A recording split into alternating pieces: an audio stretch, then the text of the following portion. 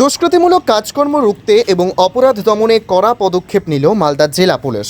মালদা শহরের প্রতিটি মূল প্রবেশদ্বারের রাস্তার মোড়ে বসানো হলো নাকা চেকিং পয়েন্ট। পরবর্তীতে এইসব নাকা চেকিং পয়েন্টে বসানো হবে সিসি ক্যামেরা।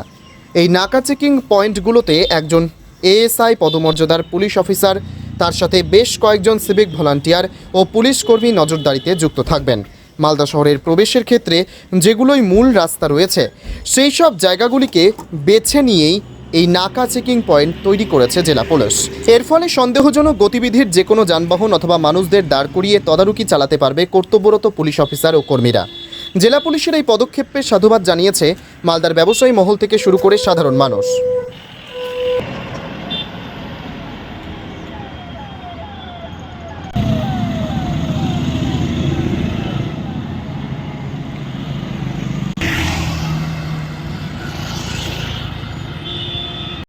এই নাকা পয়েন্ট ইলেকশন আগে লাগানো হয়েছে, শহরে বিভিন্ন জায়গায় লাগানো হয়েছে। তার মধ্যে এটা গুরুত্বপূর্ণ একটা জায়গা, এটা বালুচর সেতু মোড়। এখান থেকে উত্তর উত্তর উত্তর উত্তর মালদা দক্ষিণ Malda সংযোগস্থল, Shahpur সংযোগস্থল।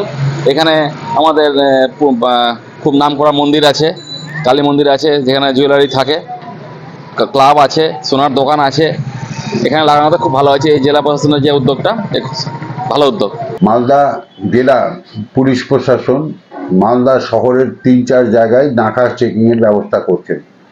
Malda merchant chamber of কমার্সের পক্ষ থেকে আমরা তাদেরকে সাধুবাদ জানাচ্ছি যে মালদা শহরে যদি নাকা চেকিং ব্যবস্থাটা হয় তাইলে কিন্তু যে কোনো মানুষ শহরে সহজ করে ঢুকতে পারবে না, এবং ব্যবসায়ী এবং সাধারণ মানুষ প্রত্যেকটা মানুষই কিন্তু নিরাপত্তা বুঝতে পারবে যে তাদের নিরাপত্তা সুরক্ষিত থাকবে। शहर में हम लोग basically entry and exit points को आइडेंटिफाई আমরা मतलब শহর के বাইরে থেকে যে এন্ট্রি এক্সিট পয়েন্ট হচ্ছে ওটা আমরা মার্ক করেছি কি যেখান থেকে বেশি আমরা দেখছি কি ওখান থেকে এন্ট্রি হতে পারে, আর যদি এক্সিটও কেউ করতে চাইছে তো ও পয়েন্ট ক্রস করে যেতে হবে। তো এর জন্য আমরা কিছু পয়েন্টসকে মার্ক করে আর কিছু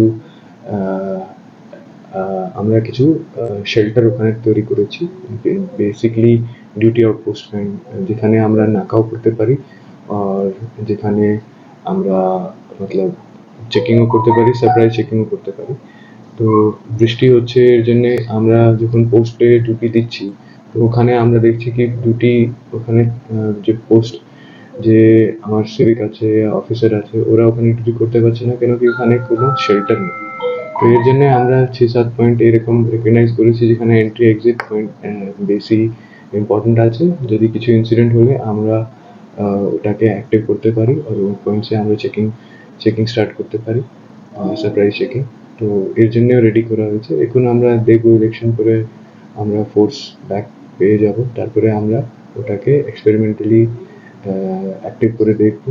কিছু ড্রিল मतलब মক ড্রিল টাইপস করবো কি কত টাইম লাগে আমাকে मतलब ডিপার্টমেন্টকে রেসপন্ড করতে, ওখানে मतलब পোস্ট ধরতে কত টাইম লাগে, আর তারপরে আর কোনো যদি এন্ট্রি এক্সিট এরকম যদি থাকছে ওটাও আমরা কভার করার চেষ্টা করব।